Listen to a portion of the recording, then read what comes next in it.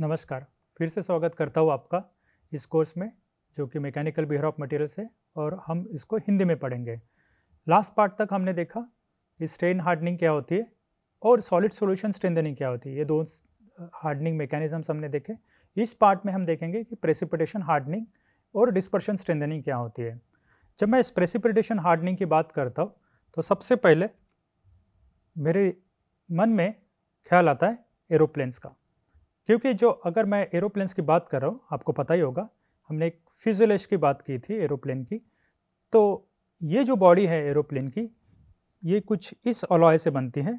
ये aluminium alloys है और ये एल्यूमिनियम अलॉय कुछ इस तरह से है। इसका माइक्रोस्ट्रक्चर मैं देखूंगा तो ये माइक्रोस्ट्रक्चर में मुझे कुछ प्रेसिपिटेट्स दिखते हैं। तो आप देखेंगे कि मेरे पास यहाँ पे ग्रेन्स है और ग्रेन्स के अंदर कुछ प्रेसिपिटेट्स है और बाउंड्रीज पे भी कुछ प्रेसिपिटेट्स है। तो ये जो एल्यूमिनियम अलॉय है, ये एल्यूमिनियम अलॉय सबसे पहले सोचा गया था अल्फ्रेड विल्म द्वारा। अल्फ्रेड विल्म ये एक जर्मन मेटलर्जिस्ट था जिसने एक अलॉय की इन्वेंशन किया था जिसका नाम हम ड्यूरेल्यूमिन करके जानते हैं। ये काफ़ी प्रसिद्ध अलॉय है और ये जो अलॉय है ये एल्यूमिनियम और कुछ परसेंटेज ऑफ कॉपर, मैग्नीशियम और मैग्नीज से बनता है और ये एयरक्राफ्ट इंडस्ट्री में सबसे ज़्यादा बनता है। तो अल्फ्रेड विल्म जो थे वो एल्यूमिनियम अलॉयज़ पे काम कर रहे थे और ये अच्छे मेटलर्जिस्ट थे। इनको पता था कि जब मैं गामा आयरन को क्वेंच करता हूँ तो मार्टेनसाइट मिलता है। तो उन्होंने अच्छे से काम किया था। ऑस्टेनाइट जो मैं क्वेंच करने के बाद मार्टेनसाइट मिलता है और जो स्ट्रेंथनिंग मिलते हैं मुझे मार्टेनसाइट द्वारा, इन आइडियाज़ के बारे में वो काफ़ी अच्छी तरीके से जानते थे। तो ये सेम आइडिया वो एल्यूमिनियम अलॉयज़ पे अप्लाई कर रहे थे और जब वो एल्यूमिनियम अलॉयज़ को क्वेंच कर रहे थे तब उन्हें कोई एप्रिशिएबल माइक्रोस्ट्रक्चर चेंज या इंक्रीज इन हार्डनेस नहीं मिल रहा था। तो एक फाइन सैटरडे, एक शनिवार को उन्होंने एक एल्यूमिनियम अलॉय क्वेंच कर दिया और वीकेंड होने के कारण वो उसका हार्डनेस लेना भूल गए या उन्होंने छोड़ दिया। और जब उन्होंने मंडे आके इस एल्यूमिनियम अलॉय का हार्डनेस चेक किया तो उन्होंने पाया कि इस एल्यूमिनियम अलॉय का हार्डनेस बढ़ गया था। तो उन्होंने सोचा इसके बारे में कि हार्डनेस क्यों बढ़ रहा है।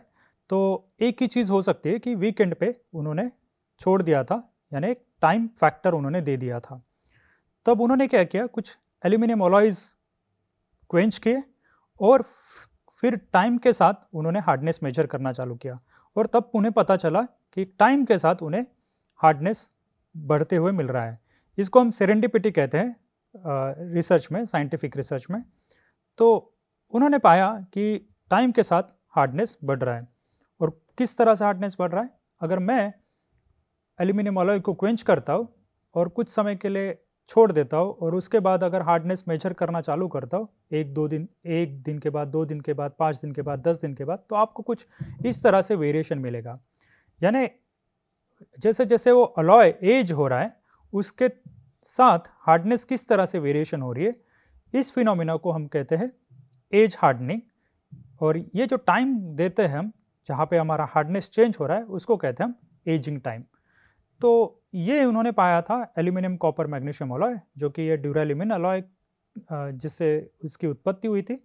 अभी हम ये जानते हैं कि ये एज हार्डनेस या एजिंग जो हो रहा है, ये हार्डनेस क्यों बढ़ता है। तो हम देखेंगे कि इसमें प्रेसिपिटेशंस का क्या रोल है।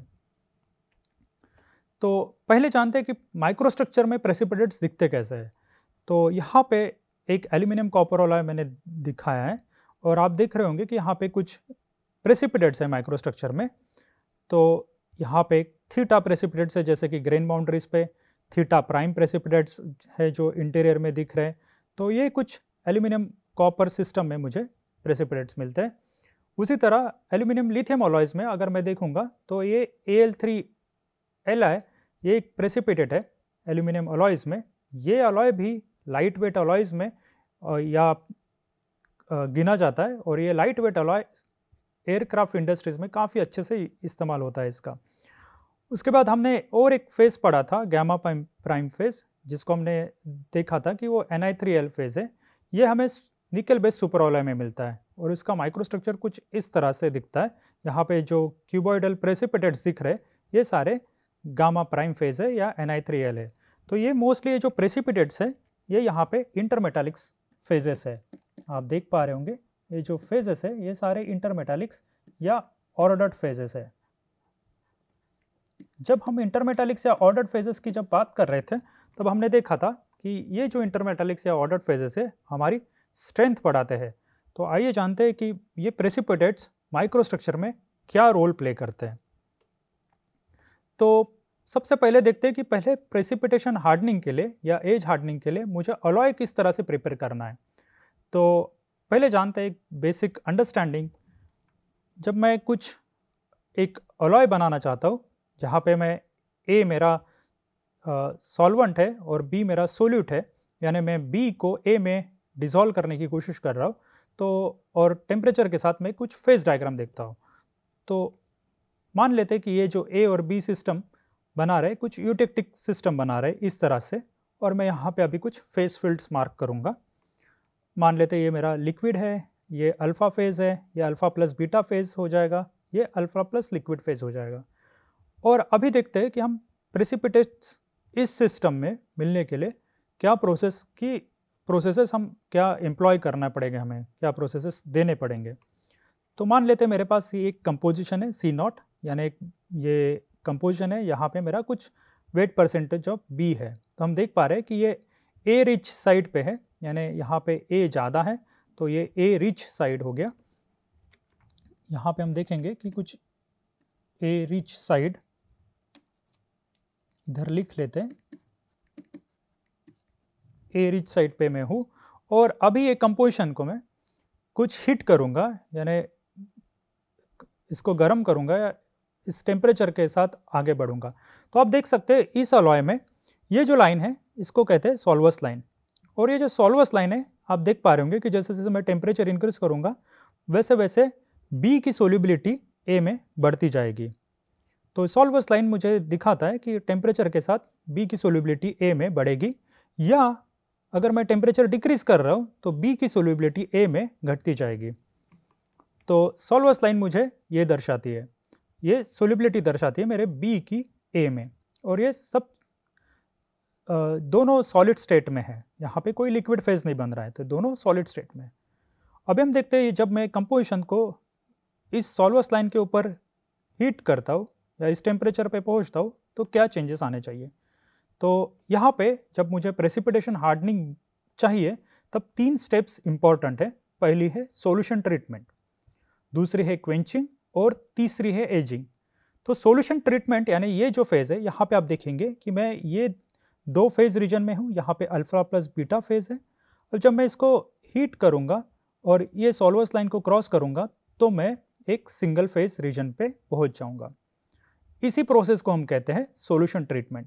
तो अगर मुझे प्रेसिपिटेट्स चाहिए तो यहाँ पे मुझे ये सॉल्यूशन ट्रीटमेंट करनी पड़ेगी, और ये प्रेसिपिटेट्स मुझे इस तरह से चाहिए कि वो जिनका डिस्ट्रीब्यूशन मेरे हिसाब से हो। अगर आप यहाँ से डायरेक्टली क्वेंच करेंगे या कुछ रैंडम हीट ट्रीटमेंट्स करेंगे तो जो फेज डिस्ट्रीब्यूशन मिलेगा यहाँ पे मुझे वो मेरे हिसाब से नहीं होगा। तो इसको भी हम समझेंगे कि किस तरह से हीट ट्रीटमेंट करते हैं। तो मान लेते हैं मैं यहाँ पे अभी फिर हीट ट्रीटमेंट्स डिसाइड करूँगा। तो अभी मैं इस अलॉय को हीट करूँगा इस सॉल्वस लाइन के ऊपर कुछ इस तरह से, ये T0 टेम्परेचर पे मैं पहुँच गया। तो आप देख पा रहे होंगे कि यहाँ पे मेरे पास सिर्फ अल्फ़ा फेज़ होगा, इसको मैं कहता हूँ सॉल्यूशन ट्रीटमेंट। तो यहाँ पे माइक्रोस्ट्रक्चर मैं ड्रॉ करूँगा तो मेरे पास कुछ बड़े ग्रेन्स रहेंगे अल्फ़ा के, और ये सारा जो बी है यानी जो सोल्यूट है वो पूरा इस अल्फ़ा में डिसॉल्व हो जाएगा। अभी मैं इस से मैं डायरेक्ट क्वेंच करता हूँ, यानी मैं इस टेम्परेचर पे गया, कुछ समय के लिए रुका, इसको मैं सॉल्यूशन ट्रीटमेंट कहूँगा, और अभी मैंने क्वेंच कर दिया कुछ इस तरह से इस T1 टेम्परेचर तक। जब मैं क्वेंच करूँगा तो मुझे कुछ माइक्रोस्ट्रक्चर इस तरह से मिलेगा क्वेंच्ड में भी। पर अभी अब देखेंगे इस टेम्परेचर पे T1 टेम्परेचर पे यहाँ पे B की सोल्यूबिलिटी कम है एज कम्पेयर टू इस टेम्परेचर पे। तो अगर B की सोल्यूबिलिटी कम है पर मैंने सडनली क्वेंच किया इस फेस को तो यहाँ पे डिफ्यूजन के लिए टाइम नहीं मिलेगा और ये जो अल्फ़ा जो ग्रेन्स होंगे इसमें मेरे बी की सोलिबिलिटी वैसे की वैसे ही रहेगी, ज़्यादा रहेगी। तो इसको हम कहते हैं सुपर सैचुरेटेड सॉलिड सॉल्यूशन। इसको भी लिख लेते हैं। ये हो गया मेरा, ये जो अल्फ़ा एस एस है ये मेरा सुपर सैचुरेटेड सॉलिड सॉल्यूशन होगा, सुपर सैचुरेटेड सॉलिड सॉल्यूशन। यानी मेरा बी का कंटेंट इस फेज में अभी ज़्यादा है। एक्चुअली इक्विलिब्रियम डायग्राम से हम देख पा रहे हैं कि बी का कंटेंट कम है इस टेम्परेचर पे, पर मैंने क्वेंच कर दिया इसलिए इस अलॉय को टाइम नहीं मिला बी को डिफ्यूज आउट करने के लिए। तो यहाँ पे हम देखते हैं कि मेरे पास जो सॉल्यूशन होगा वो सुपर सैचुरेटेड सॉलिड सॉल्यूशन होगा। अभी मैं क्वेंचिंग के बाद एजिंग ट्रीटमेंट करूँगा, यानी अगर मैं टेम्परेचर या टाइम के साथ एजिंग कर सकता हूँ, अगर मैं इस अलॉय को इस टेम्परेचर पे लंबे समय के लिए छोड़ दूंगा तो वो भी एक एजिंग है। अगर मैं उसको एक्सपीडेट करना चाहता हूँ, यानी जो प्रेसिपिटेट आउट, क्योंकि यहाँ पे ये जो सुपर सॉलिड सॉल्यूशन है वो स्टेबल नहीं होगा और यहाँ से मेरे जो प्रेसिपिटेट है यानी बीटा के प्रेसिपिटेट है वो आना शुरू हो जाएंगे। तो मैं अगर इसको जलद गति से करना चाहता हूँ या एक्सपीडेट करना चाहता हूँ तो मैं इस टेम्परेचर पे उसको हीट करूँगा, और यानी इस टेम्परेचर से कम रहेगा पर इस रूम टेम्परेचर से या T1 टेम्परेचर से थोड़ा ज़्यादा टेम्परेचर रहेगा। इस टेम्परेचर पे मैं आ गया और इस टेम्परेचर पे मैं कुछ समय के लिए छोड़ दूंगा, इसको मैं कहता हूँ एजिंग। तो इसके वजह से क्या होगा, टेम्परेचर और टाइम के वजह से मेरे बीटा के प्रेसिपिटेट्स यहाँ पे कुछ इस तरह से फॉर्म होने चालू हो जाएंगे, वो न्यूक्लिएट होंगे और ग्रो होंगे।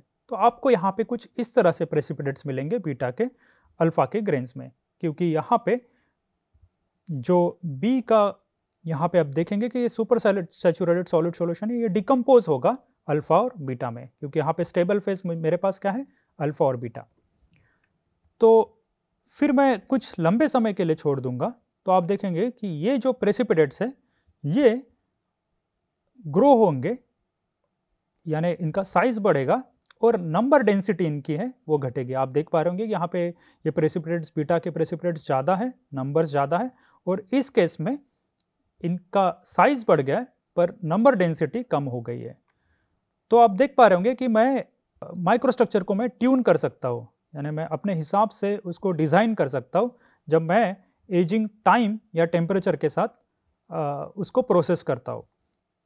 तो मैं टेम्परेचर और टाइम कंट्रोल करके ये प्रेसिपिटेट्स की साइज और डिस्ट्रीब्यूशन, और आप देख पा रहे होंगे कि इन जो प्रेसिपिटेट्स का डिस्टेंस जो है यहाँ पे, ये भी एक इम्पॉर्टेंट चीज़ है एस्पेक्ट माइक्रोस्ट्रक्चर। ये जो डिस्टेंस है और यहाँ का डिस्टेंस है, आप देख पा रहे होंगे कि जो एवरेज डिस्टेंस है प्रेसिपिटेट्स का यहाँ पे कम है और एवरेज प्रेसिपिटेट्स के बीच का डिस्टेंस जो है यहाँ पे ज़्यादा है। ये जो प्रोसेस है लॉन्गर टाइम पे जो होती है इसको हम कहते हैं ओस्टवाल्ड राइपनिंग। तो आप देख रहे होंगे कि स्मॉलर जो प्रेसिपिटेट्स है वो कंज्यूम हो जाएंगे बिगर प्रेसिपिटेट्स फॉर्म होने के लिए, इसको हम कहते हैं ओस्टवाल्ड राइपनिंग। तो इस तरह से मैं माइक्रोस्ट्रक्चर में प्रेसिपिटेट्स प्राप्त कर सकता हूँ अगर मेरे पास कुछ इस तरह से फेस फील्ड्स अवेलेबल है तो। अभी हम देखते हैं कि प्रेसिपिटेट्स में इस केस में क्या क्या स्टेजेस हो सकती है और इस प्रेसिपिटेट्स का, इस स्टेजेस का प्रेसिपिटेट्स के नेचर पे क्या असर होता है। तो मेरे पास पहले सुपर सैचुरेटेड सॉलिड सॉल्यूशन था, फिर वहाँ पे कुछ ट्रांजिशन फेजेस तैयार होंगे, फिर मेरे पास कुछ एज्ड फेज तैयार होगा। इसको हम समझते हैं। तो यहाँ पे मैं एल्यूमिनियम कॉपर अलॉय का एग्जांपल लेना चाहता हूँ। तो मेरे पास एक super saturated solid solution phase में ले लूँगा, अल्फा एस एस भी लिख सकता हूँ यहाँ पे, इसको मैं अल्फा एस एस था। और इस सुपर सैचुरेटेड सॉलिड सॉल्यूशन को जब मैंने क्वेंच किया और कुछ टाइम के लिए एज किया तो मेरे पास सबसे पहले तैयार होगा जीपी जोन्स, इसको कहते हैं ग्रूनियर प्रिस्टन जोन। और फिर ये ग्रूनियर प्रिस्टन जोन ट्रांसफॉर्म होगा थीटा डबल प्राइम में, फिर ट्रांसफॉर्म होगा थीटा प्राइम में, और फाइनली एक फेज मिलेगा मुझे थीटा जो कि Al2Cu फेज है मेरा। तो ये मेरा एज्ड फेज है कुछ इस तरह से। तो ये बीच के स्टेप्स है यहाँ पे, या डिफरेंट स्टेजेस है मेरे प्रेसिपिटेशंस के। तो सबसे पहले मुझे ग्रूनियर प्रिस्टन जोन मिलता है और इनको मैं देखता हूँ इसमें प्रेसिपिटेट्स किस तरह से रहते हैं। तो आप देख पा रहे होंगे कि मेरे पास जो प्रेसिपिटेट यहाँ पे तैयार हो रहे हैं सबसे पहले एजिंग टाइम के साथ, वो जीपी जोन्स तैयार हो रहे हैं, और ये जो प्रेसिपिटेट्स होंगे ये बहुत फाइन होंगे या स्मॉल साइज होंगे और ये कम्प्लीटली कोहेरेंट होंगे। कम्प्लीटली कोहेरेंट यानी आप देख पा रहे होंगे कि ये मेरा प्रेसिपिटेट है यहाँ पे, और ये मेरा मैट्रिक्स है। तो ये जो लैटिस प्लेन्स है इनमें जो मैचिंग है प्रेसिपिटेट्स और मैट्रिक्स में, दोनों में यानी इक्वल मैचिंग है यहाँ पे, यानी कोई मिसमैच नहीं है यहाँ पे लैटिस प्लेन्स के बीच में किसी भी साइड पे। तो इस टाइप के प्रेसिपिटेट्स को हम कहते हैं कंप्लीटली कोहेरेंट प्रेसिपिटेट्स, और ये जीपी जोन्स में हमें मिलते हैं। तो ये एक टाइप का प्रेसिपिटेट हो गया मेरे पास। और अगर मैं कुछ समय के लिए और छोड़ दूं तो ये जीपी जोन्स ट्रांसफॉर्म होंगे थीटा डबल प्राइम में, और ये होते हैं थीटा डबल प्राइम में ट्रांसफॉर्म कुछ इस तरह से। तो थीटा डबल प्राइम में जब ट्रांसफॉर्म होंगे तो आप देख पा रहे होंगे कि ये यहाँ पे कोहेरेंट प्रेसिपिटेट तो है, यानी कोई लैटिस मिसमैच नहीं है मेरा प्रेसिपिटेट्स और मैट्रिक्स के लैटिस प्लेन्स के बीच में। पर आप देख पा रहे होंगे कि मैट्रिक्स के जो प्लेन्स है वो स्ट्रेच्ड है। ये जो कोहेरेंसी मेंटेन करने के लिए ये जो प्लेन स्ट्रेच हो गए, तो इनको हम कहते हैं स्ट्रेंड बट कोहेरेंट प्रेसिपिटेट्स। तो यानी ये प्रेसिपिटेट्स की वजह से यहाँ पे स्ट्रेनिंग हो गई है इंटरफेसेस पे, और पर प्रेसिपिटेट्स मेरे कोहेरेंट है। तो ये मिलता है मुझे थीटा डबल प्राइम पे। और ये जो मेरा एक्चुअल माइक्रोस्ट्रक्चर है स्कीमेटिक्स है। अभी हम सेमी कोहेरेंट प्रेसिपिटेट्स देखते हैं। तो ये थीटा प्राइम होते हैं, और ये थीटा प्राइम जब मैं देखूंगा तो आप देख पा रहे होंगे कि यहाँ पे मेरा जो प्रेसिपिटेट है ये सेमी कोहेरेंट है। सेमी कोहेरेंट यानी क्या है, अगर ये इंटरफेस में देखूंगा यहाँ पे मैट्रिक्स और प्रेसिपिटेट के जो लैटिस प्लेन्स है वो 1 to 1 मैच है, यहाँ पे कोई मिसमैच नहीं है। पर इस साइड पे आप देखेंगे यहाँ पे कुछ मिसमैचेस है। तो यहाँ पे आप देख पा रहे होंगे कुछ प्लेन्स मैच है, कुछ प्लेन्स मैच नहीं है, इसलिए इसको हम सेमी कोहेरेंट कहते हैं। अगर ये प्लेन मैं कंसिडर करूँ और या ये प्लेन कंसिडर करूँ, ये दोनों मैच्ड है। यहाँ पे अगर प्लेन से कंसिडर करूँ ये मैच्ड है, ये प्लेन कंसिडर करूँ तो ये मैच्ड है, ये प्लेन कंसिडर करूँ तो ये मैच्ड है। पर ये प्लेन अगर मैं कंसिडर करूँ ये वाला या ये वाला, तो आप देख पा रहे होंगे कि ये मैच्ड नहीं है। और मैं इन प्लेन्स को इस तरह से भी समझ सकता हूँ कि एक एक्स्ट्रा हाफ प्लेन है यहाँ पे इंसर्टेड। तो ये जो इंटरफेस यहाँ पे तैयार होगा, यहाँ पे कोहेरेंट है पर यहाँ पे सेमी कोहेरेंट है। तो ये जो प्रेसिपिटेट्स है सेमी कोहेरेंट है। और आप देख पा रहे होंगे कि ये जो डिसलोकेशंस यहाँ पे इनको कोहेरेंसी डिसलोकेशंस कहते हैं, और कुछ इस तरह से मुझे ये कोहेरेंसी डिसलोकेशंस मुझे इस थीटा प्राइम प्रेसिपिटेट्स पे मिलते हैं। अभी हम देखेंगे इनकोहेरेंट प्रेसिपिटेट, यानी अभी तक थीटा प्राइम तक आए, और थीटा जब बनेगा तब आप देखेंगे कि मैट्रिक्स और प्रेसिपिटेट दोनों के जो लैटिस प्लेन्स है वो मिसमैच्ड है, यानी इसमें कोई कोहेरेंसी है नहीं। दोनों प्लेन्स, दोनों लैटिस और प्रेसिपिटेट के प्लेन्स अलग अलग है, उनका स्पेसिंग्स अलग अलग है, तो इसलिए 100% है मिसमैच्ड है। ये कहते हैं, इसको कहते हैं हम इनकोहेरेंट प्रेसिपिटेट। अभी मेरे पास मैंने स्टेजेस स्टडी की है। अभी आप देख रहे होंगे कि मैं मैग्नीफिकेशन अगर यहाँ पे देखूँ तो ये प्रेसिपिटेट जीपी जोन्स हैं, ये बहुत छोटे हैं। अगर मुझे इसको देखने के लिए एक हाई मैग्नीफिकेशन पे जाना पड़ रहा है, और इनकोहेरेंट प्रेसिपिटेट्स इनको देखने के लिए मैं 8000x पे ही मैं इनको देख पा रहा हूँ। तो आप देख पा रहे होंगे कि यहाँ से जीपी जोन से theta prime, theta double prime, theta prime और थीटा तक ये जो साइज़ है प्रेसिपिटेट्स के बढ़ रहे हैं। तो मैं दो ऑब्जर्वेशन यहाँ पे लिख सकता हूँ कि मेरे साइज ऑफ प्रेसिपिटेट्स बढ़ते हैं। मैं जब alpha super saturated solid solution के प्रेसिपिटेशंस के सीक्वेंस को देखूंगा तो ये जो साइज़ है प्रेसिपिटेट्स का बढ़ रहा है, और हमने देखा था कि इनके बीच का डिस्टेंस भी बढ़ेगा। और अभी हम देखेंगे जो इंटरफेस है ये भी चेंज हो रहा है, यानी मैं जीपी जोन्स में हूँ तो मेरे पास कोहेरेंट इंटरफेस है। मैं अगर थीटा डबल प्राइम में हूँ तो यहाँ पे भी कोहेरेंट है पर स्ट्रेन्ड इंटरफेस है। थीटा प्राइम में हूँ तो सेमी कोहेरेंट इंटरफेस है, और अगर थीटा पे हूँ तो मेरे पास इनकोहेरेंट प्रेसिपिटेट्स है। अभी हम देख पा रहे होंगे कि साइज भी यहाँ पे बढ़ रहा है और इंटरफेस भी चेंज हो रहा है। इसके वजह से क्या होगा, ये जो प्रेसिपिटेट्स है मेरे डिसलोकेशंस के साथ अलग तरीके से इंटरैक्ट करेंगे।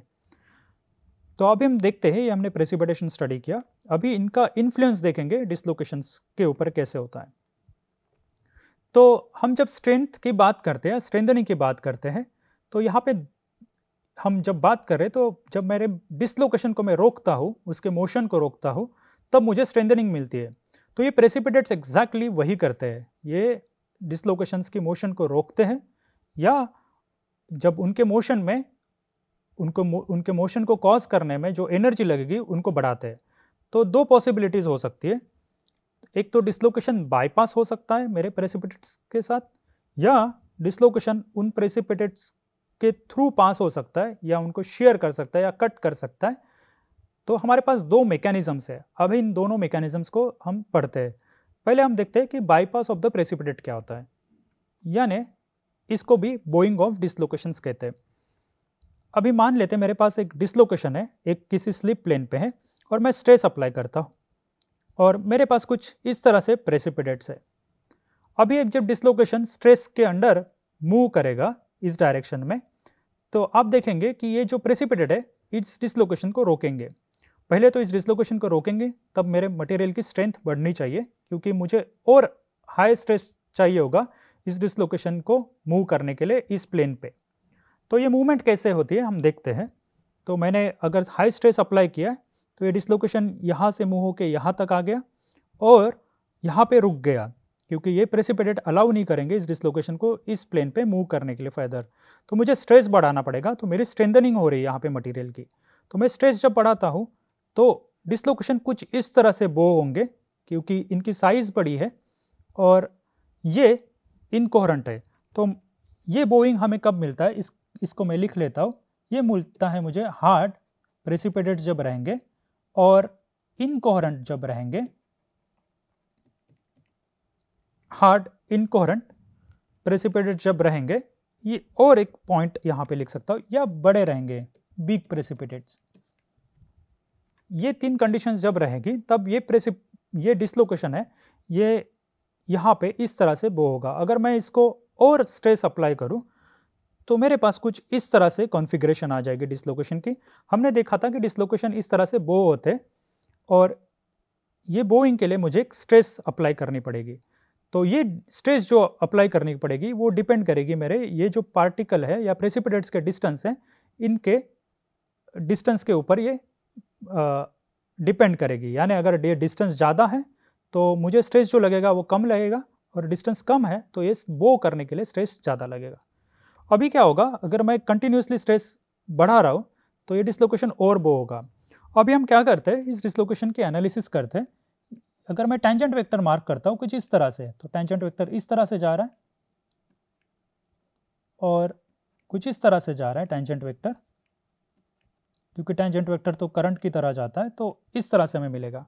अभी आप देखेंगे कुछ इस तरह से ये पोजीशन पे या ये पोजीशन पे आप देखेंगे कि जो नेचर बन रहा है डिसलोकेशन का, अगर बर्जेस वेक्टर में कुछ इस डायरेक्शन पे मानूं, और बर्जेस वेक्टर हमने देखा है कि वो एक इनवेरिएंट है मेरे एक डिसलोकेशन लाइन के लिए, तो यहाँ पे जो नेचर बनेगा डिसलोकेशन का, क्योंकि टेंजेंट वेक्टर इस साइड जा रहा है अपोजिट साइड और ये टेंजेंट वेक्टर इसके अपोजिट साइड जा रहा है और बर्जेस वेक्टर सेम रहेगा, तो यहाँ पे अपोजिट नेचर ऑफ डिसलोकेशन तैयार होंगे।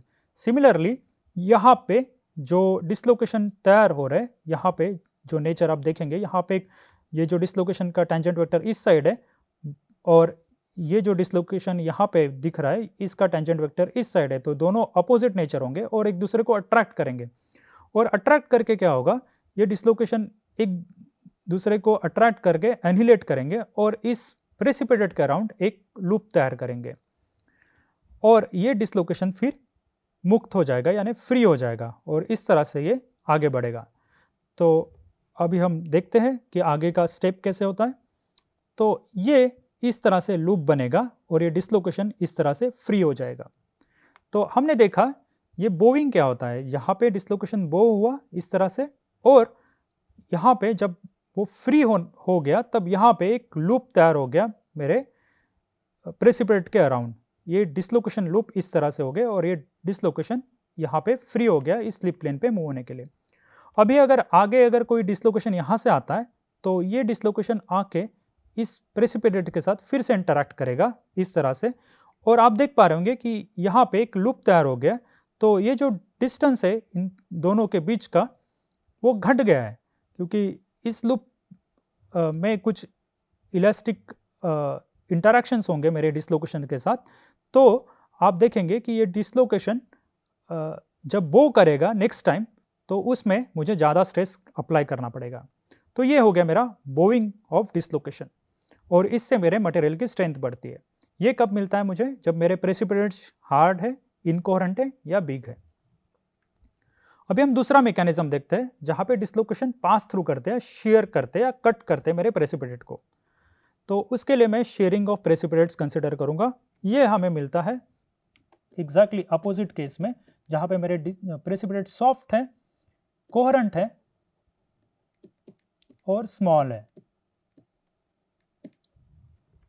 अगर ये तीन कंडीशंस है तो मेरा डिसलोकेशन प्रेसिपिटेट को शेयर कर सकता है। तो मान लेते हैं मेरा प्रेसिपिटेट है, ये मेरा फ्रंट व्यू इस तरह से, ये मेरा स्लिप प्लेन है, यहाँ पे डिसलोकेशन मूव हो रहा है, और ये टॉप व्यू है कुछ इस तरह से। तो जब ये डिसलोकेशन यहाँ पे आएगा तो ये यहाँ तक आएगा और इस प्रेसिपिटेट के साथ इंटरैक्ट हो गया, स्टॉप हो जाएगा। तो आप देख पा रहे होंगे यहाँ पे भी जब डिसलोकेशन की मोशन रुक जाएगी तो स्ट्रेंथ मेरी बढ़ेगी। अभी मैं क्या करूँगा, अभी मैं कुछ एक्स्ट्रा स्ट्रेस अप्लाई करूँगा और ये डिसलोकेशन इस प्रेसिपिटेट के थ्रू कट हो जाएगा, क्योंकि यहाँ पे हमने देखा था कि कोहेरेंट प्रेसिपिटेट्स में जो स्लिप प्लेन्स है या कोई लैटिस मिसमैच नहीं होता है, तो डिसलोकेशन इस प्लेन पे कंटिन्यू कर सकता है मूव करना। तो इसलिए जब मेरे पास कोहेरेंट प्रेसिपिटेट है और छोटे है और सॉफ्ट भी है, तब ये डिसलोकेशन उसी स्लिप प्लेन पे कंटिन्यू कर सकते हैं और इसके वजह से क्या होगा, ये प्रेसिपिटेट मेरा शेयर हो जाएगा, शेयर यानी कट होगा। अभी इसको हम देखते हैं कि किस तरह से वो कट होगा। तो ये कुछ इस तरह से कट होगा। जब मैं एक्स्ट्रा स्ट्रेस अप्लाई कर रहा हूँ तो ये मेरे प्रेसिपिटेट को कट करेगा और आगे बढ़ेगा। तो ये जो कटिंग मैकेनिज्म है मेरे प्रेसिपिटेट की, इस मैकेनिज्म में भी मेरे डिसलोकेशन को कुछ एक्स्ट्रा एनर्जी लगेगी और इसके वजह से मेरे मटेरियल में स्ट्रेंथनिंग होगी। तो ये जो स्टेप यहाँ पे हम देख रहे हैं, ये जो स्टेप यहाँ पे बनता है, ये स्टेप बनता है मेरे डिसलोकेशन के बर्जेस वेक्टर, यानी ये मैट्रिक्स का जो डिसलोकेशन है उसका जो बर्जेस वेक्टर होगा उतना स्टेप इस प्रेसिपिटेट पे हमें दिखेगा। तो ये मेरा फ्रंट व्यू है, टॉप व्यू है। अभी हम इसको 3D व्यू में कुछ इस तरह से देख सकते हैं। तो आप देख पा रहे होंगे कि मेरा प्रेसिपिटेट कुछ इस तरह से शेयर हो गया या कट हो गया, और मैं कह सकता हूँ कि डिसलोकेशन पास थ्रू हो गया मेरे प्रेसिपिटेट से। तो ये जो ब्लू कलर का प्लेन दिख रहा है, यही मेरा स्लिप प्लेन है, इसके ऊपर मेरा डिसलोकेशन मूव हुआ है। तो अभी ये स्कीमेटिकली हमने ये देखा है दो मैकेनिज्म्स जहाँ पे डिसलोकेशन बाईपास हो सकते हैं या कट हो सकते हैं, शेयर हो सकते हैं, वो डिपेंडिंग मेरे प्रेसिपिटेट का नेचर क्या है। तो माइक्रोस्कोपिकली भी हम कुछ इस तरह से देख सकते हैं। यहाँ पे कुछ TM माइक्रोग्राफ्स मैंने दिखाए। यहाँ पे आप देख सकते हैं कि डिसलोकेशन यहाँ पे बो हो रहे और यहाँ पे कुछ डिसलोकेशन लूप्स तैयार हो रहे मेरे प्रेसिपिटेट के अराउंड, और यहाँ पे आप देख सकते हैं कि डिसलोकेशन शेयर थ्रू हो रहे हैं। यहाँ पे आप देख सकते हैं यहाँ पे 2 बार शेयर हो चुके हैं, यहाँ पे डिसलोकेशन पास हो गया और यहाँ पे भी डिसलोकेशन पास हो गया इन स्लिप प्लेन्स पे। तो आप देख सकते हो कि मेरे प्रेसिपिटेट्स इस तरह से कुछ शेयर हो रहे हैं, ये यहाँ पे कुछ मार्क्ड है। तो ये जो दो मैकेनिज्म्स है, इनको 2 नाम दिए हैं। तो पहले मैकेनिज्म का जहाँ पे डिसलोकेशन बो हुआ उसको हम कहते हैं ओरोवन मैकेनिज्म या ओरोवन लूपिंग। दूसरा मैकेनिज्म है शेयरिंग मैकेनिज्म। तो ये दोनों मैकेनिज्म हम देखते हैं जब प्रेसिपिटेट्स के साइज या नेचर चेंज होते हैं। अभी हमने देखे शेयरिंग और कटिंग ऑफ प्रेसिपिटेट्स कब होता है, स्मॉल और सॉफ्ट और कोहेरेंट प्रेसिपिटेट्स है तब, और डिसलोकेशन बाईपास कब होता है या बोविंग कब होता है, जब मेरे पास बिग, हार्ड और इनकोहेरेंट प्रेसिपिटेट्स है। अभी हम जब बात करते हैं प्रेसिपिटेट्स की, तब मेरे पास उनके नेचर भी है, जैसे प्रेसिपिटेट्स कोहेरेंट हो सकता है, सेमी कोहेरेंट हो सकता है और इनकोहेरेंट हो सकता है।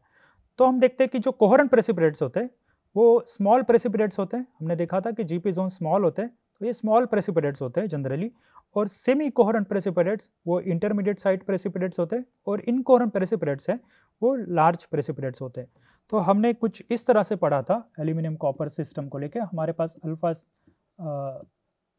सुपर सैचुरेट सॉलिड सॉल्यूशन था जो GP जोन में ट्रांसफॉर्म हुआ, फिर हमारे पास थीटा प्राइम, फिर थीटा डबल प्राइम, फिर थीटा प्राइम और फिर हमें थीटा।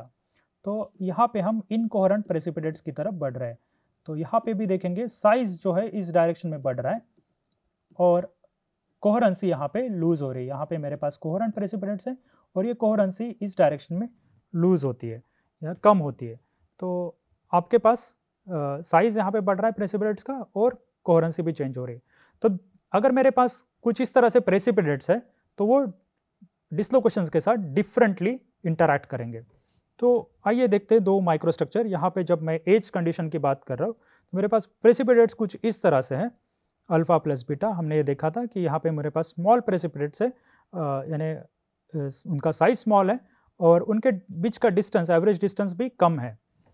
जब हम देखते हैं ओवरएस्ट कंडीशन में तो मेरे पास उनका नंबर डेंसिटी घटती है और उनका साइज बढ़ता है और आप देखेंगे कि उनके एवरेज डिस्टेंस भी बढ़ता है। तो मैं कुछ 3 फैक्टर्स यहाँ पे मार्क कर रहा हूँ, fraction of precipitates, interparticle spacing R, capital R, और प्रेसिपिटेट साइज स्मॉल आर। तो आप देखेंगे कि जब मैं एज्ड कंडीशन से ओवरएस्ट कंडीशन में जाता हूँ तो एफ यहाँ पे डिक्रीज हो रहा है, ये फ्रैक्शन यहाँ पे कम हो रहा है और आप देखेंगे कि आर यहाँ पे बढ़ रहा है, यानी साइज बढ़ रहा है यहाँ पे प्रेसिपिटेट्स का, और यहाँ पे प्रेसिपिटेट्स इंटरपार्टिकल स्पेसिंग बढ़ रहा है, यानी कैपिटल आर बढ़ रहा है यहाँ पे, और स्मॉल आर यानी प्रेसिपिटेट साइज भी यहाँ पे बढ़ रहा है। ये हम जब बात करेंगे, ये टाइम के साथ मैं बात कर रहा हूँ, एक कांस्टेंट टेम्परेचर और टाइम के साथ। तो मेरा वॉल्यूम फ्रैक्शन जो है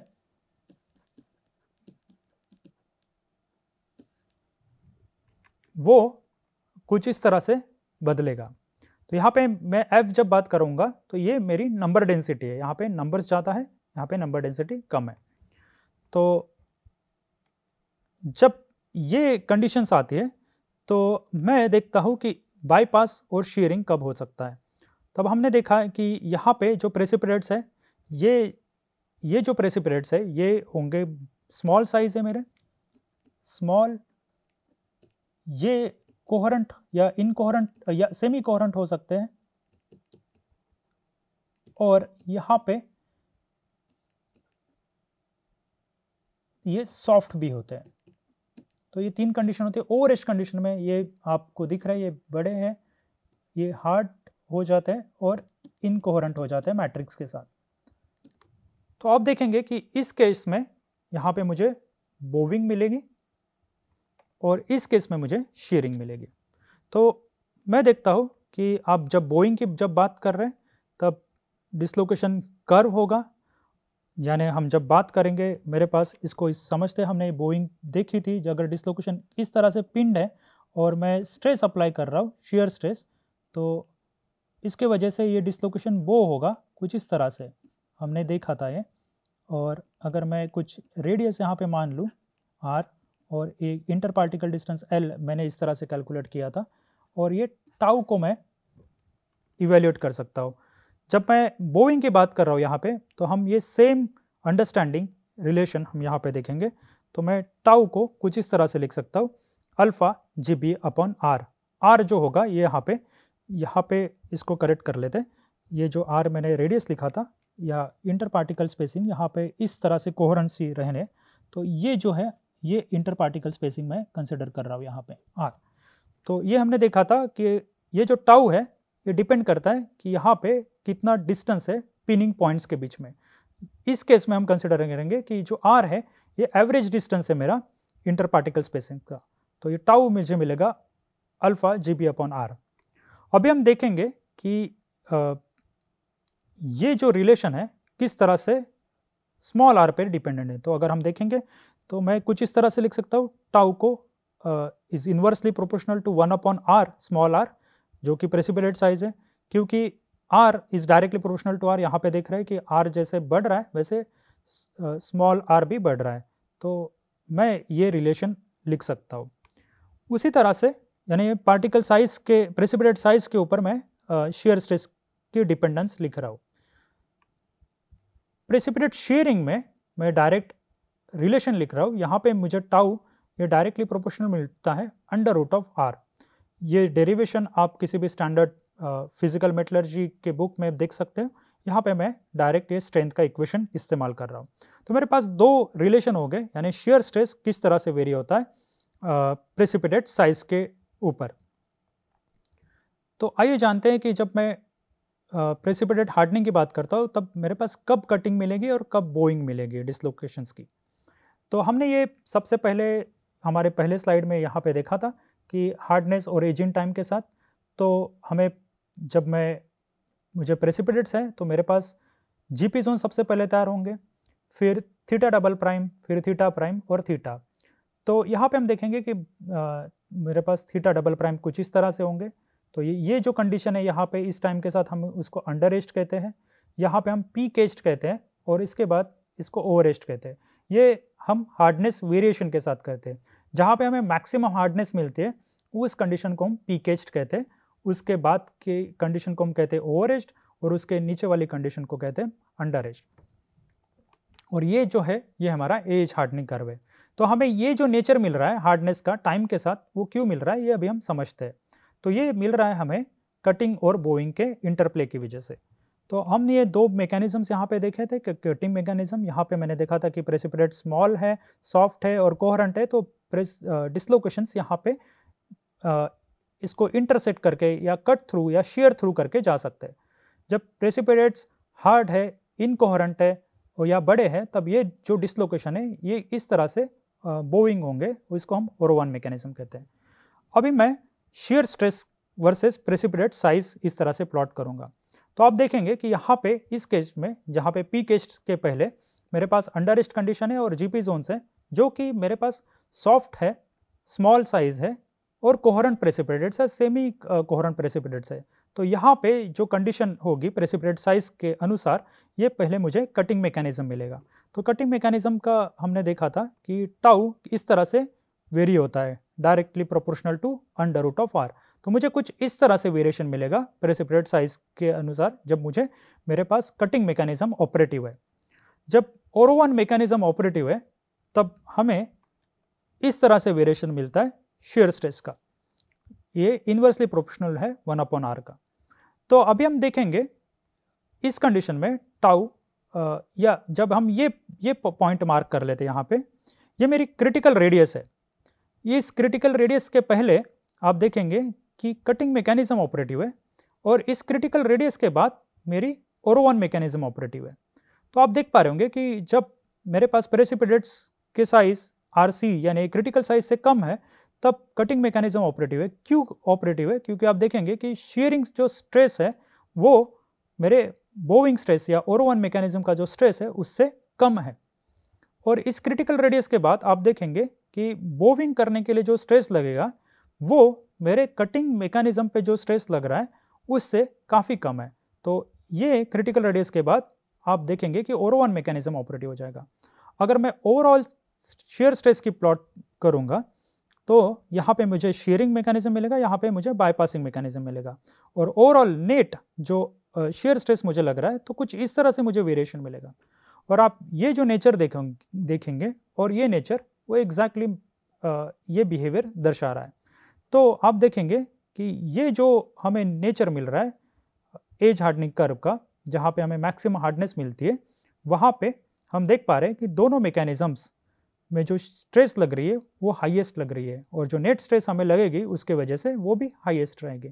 तो इसलिए हमें हार्डनेस यहाँ पे मैक्सिमम मिलता है और हम शेयर स्ट्रेस को हार्डनेस के साथ कंपेयर कर सकते हैं। तो यहाँ पे कुछ पॉइंट्स मैं लिखना चाहता हूँ। जब stress required to shear precipitate increases due to increase in size, यहाँ पे ये जो पॉइंट लिखा है इसका मतलब है जैसे शेयर के लिए, शेयरिंग के लिए यानी कट थ्रू के लिए मैकेनिज्म के लिए जब मैं शेयर स्ट्रेस की बात करूंगा ये बढ़ेगा मेरे पार्टिकल साइज के साथ और एक क्रिटिकल साइज पे ये मैक्सिमम वैल्यू मुझे मिलेगी। उसके बाद बाईपासिंग मैकेनिज्म मुझे दिखेगा क्योंकि ये जो स्ट्रेस है वो कम रहेगा मेरे शेयरिंग मैकेनिज्म के साथ। तो ये हो गए दो पॉइंट्स ये ऑब्जर्वेशन के अनुसार। अभी हम देखते हैं कि पीक एज पे मुझे मैक्सिमम हार्डनेस मिलेगा क्योंकि यहाँ पे दोनों मैकेनिज्म में जो स्ट्रेस लग रहा है कटिंग मैकेनिज्म या ओरोवान मैकेनिज्म में ये हाईएस्ट है। और ओवर एजिंग में क्या होगा? ओवर एजिंग में होगा कि मेरे पार्टिकल कोर्सन हो गए और जैसे जैसे पार्टिकल कोर्सन हो गए उनके बीच का डिस्टेंस जो है वो बढ़ेगा और नंबर डेंसिटी कम हो गई, तो उसके वजह से जो बाईपासिंग मैकेनिज्म है वो आसान होते जाएगा। अभी हमने तो ये टाइम के साथ प्लॉट किया है। अभी हम देखते हैं मैं आपको एक क्वेश्चन पूछना चाहता हूँ कि ये इफेक्ट टेम्परेचर के साथ किस तरह से होगा। यानी हमने एक पर्टिकुलर टेम्परेचर पे ये एज हार्डनिंग कर्व देखा है, अगर मैं दूसरे टेम्परेचर पे, हायर टेम्परेचर पे जाऊँगा जहाँ पे ये टेम्परेचर बड़ा है, तो ये बिहेवियर किस तरह से चेंज होना चाहिए ये आपको ढूंढना है। तो आपको इफेक्ट ऑफ टेम्परेचर मेरे एज हार्डनिंग कर्व पे ढूंढना है। अभी ये हो गया मेरा प्रेसिपिटेशन हार्डनिंग। अभी एक और स्ट्रेंथनिंग मैकेनिज्म देखते हैं जो प्रेसिपिटेशन हार्डनिंग की तरह ही है, यानी जिसके जो मैकेनिज्म्स है वो प्रेसिपिटेशन हार्डनिंग की तरह ही है। इसको हम कहते हैं डिस्पर्शन स्ट्रेंथनिंग। डिस्पर्शन स्ट्रेंथनिंग में क्या करते हैं हम कि जो मटेरियल है या मैट्रिक्स है उसमें एक इनसोल्यूबल सेकंड फेज ऐड करते हैं। यानी मेरे पास एक सॉफ्ट मैट्रिक्स है, उसमें हम एक हार्ड इनसोल्यूबल सेकंड फेज और ऐड करते हैं। तो अगर हम देखेंगे तो हम दो चीज़ें हमें मिल सकते हैं, एक डिस्पर्शन स्ट्रेंथन मेटल्स और हम देख सकते हैं कि हम कंपोजिट्स भी बना सकते हैं। अगर मैं कुछ फॉरेन पार्टिकल डाल रहा हूँ मेरे मटेरियल में तो मैं कंपोजिट भी बना सकता हूँ, उसको कहते हैं पार्टिकल रेनफोर्स्ड मेटालिक कंपोजिट्स। तो इन दोनों में डिफरेंस क्या है? तो इन दोनों में डिफरेंस ये है कि जब मैं डिस्पर्शन स्ट्रेंथन मेटल्स की बात कर रहा हूँ तो मेरे वॉल्यूम फ्रैक्शन ऑफ डिस्पोरसॉइड यानी जो सेकंड फेज है इसको मैं डिस्पोरसॉइड कहता हूँ। ये जो डिस्पोरसॉइड का वॉल्यूम फ्रैक्शन है वो 3 से 4% होता है, वो ज़्यादा नहीं होता है, वो कम होता है, इसलिए हम उसको डिस्पर्शन स्ट्रेंथन मेटल्स कहते हैं, उसको कंपोजिट्स नहीं कहते। पर ये जो डिस्पोरसॉइड है ये मुझे कंपोजिट इफेक्ट देते एक हाई स्टिफनेस प्राप्त करने के लिए, ठीक है। तो ये जो है पार्टिकल रेनफोर्स्ड मेटालिक कंपोजिट्स, ये मैं हाई स्टिफनेस मटेरियल्स के लिए जब मुझे डेवलप करना है तब मैं इनका इस्तेमाल करता हूँ। यहाँ पे मुझे सिर्फ स्ट्रेंथ बढ़ानी है तब मैं वॉल्यूम फ्रैक्शन जो है मेरे डिस्पोरसॉइड्स का कम रखूँगा। तो ये जो सेकंड फेज पार्टिकल है यहाँ पे ये होते साइज इसमें स्मॉल पर हार्ड, यानी हार्ड होते हैं ये, और ये जो है मेरे डिसलोकेशन की मोशन को रोकते हैं, इसलिए मुझे स्ट्रेंथनिंग मिलती है। और ये जो मैकेनिज्म है ये एग्जैक्टली जो हमने बोविंग मैकेनिज्म देखा था या ओरोवन मैकेनिज्म देखा था उसी तरह से ये सेकंड पार्टिकल ऑपरेट करते हैं। तो यहाँ पे मैं लिख लूँगा कि मुझे ओरोवन मैकेनिज्म मिलेगा जब मैं डिस्पर्शन स्ट्रेंथनिंग की बात कर रहा हूँ। और ये इसलिए होता है कि यहाँ पे मेरे डिसलोकेशन इंटरैक्ट करेंगे मेरे पार्टिकल्स के साथ।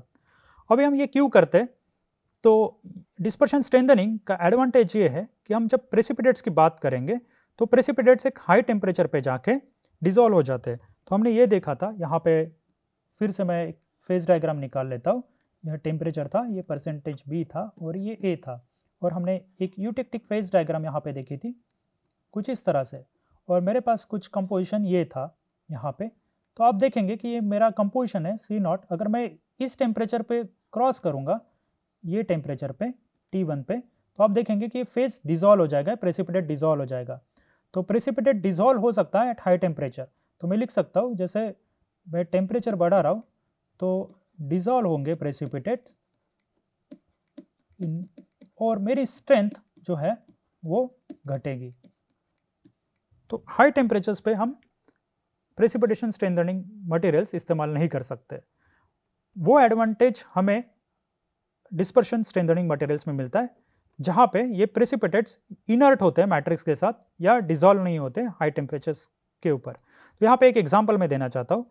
यहाँ पे मेरे पास कुछ निकल बेस्ड सुपर अलॉय है IN792 या मार M200, और यहाँ पे एक थोरिया डिस्पर्स्ड निकल है। यहाँ पे मैंने कुछ थोरिया डिस्पर्शन किया है निकल के अंदर। तो आप देख पा रहे होंगे कि जो स्ट्रेंथ है सुपर अलॉयज की वो लोअर टेम्परेचर्स पे तो ज़्यादा है, पर हाई टेम्परेचर्स पे जैसे जैसे प्रेसिपिटेट्स डिसॉल्व होना चालू करेंगे मैट्रिक्स में वैसे वैसे स्ट्रेंथ यहाँ पे घटेगी।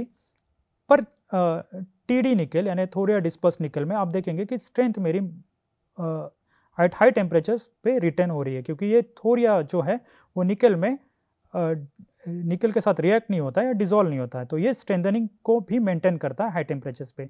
यही हमारा एडवांटेज है डिस्पर्शन स्ट्रेंथनिंग के साथ। तो इस पार्ट में हमने देखा है दो स्ट्रेंथनिंग मैकेनिज्म्स हमने देखे, प्रेसिपिटेशन स्ट्रेंथनिंग और डिस्पर्शन स्ट्रेंथनिंग। ये दोनों मैकेनिज्म्स में जो प्रेसिपिटेट्स या डिस्पर्शंस होते हैं, डिस्पर्सॉइड्स होते हैं, वो डिसलोकेशंस के साथ इंटरैक्ट करेंगे। प्रेसिपिटेशन स्ट्रेंथनिंग में मेरे पास दो मैकेनिज्म्स ऑपरेट होते हैं मेनली, एक है कटिंग या शेयर मैकेनिज्म और दूसरा है बोविंग मैकेनिज्म या ओरोवन मैकेनिज्म। तो हमने देखा कि इनका इंटरप्ले किस तरह से होता है, ये डिपेंड करता है मेरे प्रेसिपिटेट के नेचर पे और साइज के भी। तो हमने यहाँ पे दो और स्ट्रेंथनिंग मैकेनिज्म्स देखे मटेरियल में जो स्ट्रेंथ बढ़ाते हैं। आगे और स्ट्रेंथनिंग मैकेनिज्म देखेंगे, एक ग्रेन साइज स्ट्रेंथनिंग मैकेनिज्म है, वो हम अगले पार्ट में पढ़ेंगे। अभी के लिए यही रुकता हूँ, धन्यवाद।